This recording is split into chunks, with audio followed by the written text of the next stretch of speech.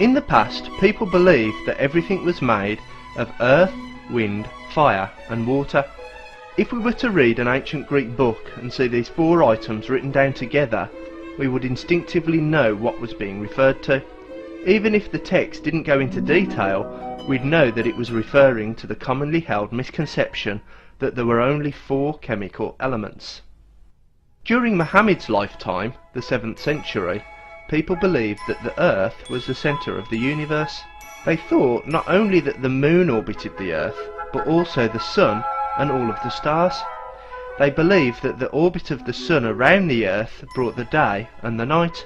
If the Quran was written by God, an all-knowing being incapable of error, then it would either not mention anything about the Earth orbiting the sun, or it would clearly point out that the commonly held belief of the time was incorrect. What it would not do is to reinforce that misconception by commonly grouping the day or night with the course of the sun.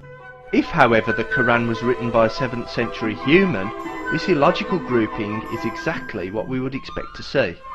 Here is a list of 7 places in the Quran which illogically group these three things. Use the pause button if you wish to read them.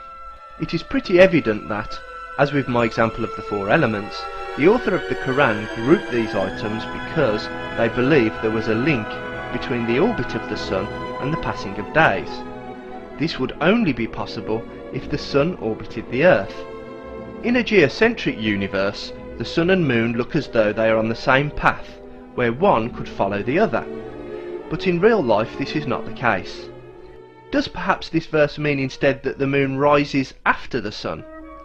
Considering the moon often appears in the sky before the sun rises, the answer is obviously no. It says the moon follows the sun, and to follow something you must be on the same path. This says that both the sun and moon have been subjugated to be of service,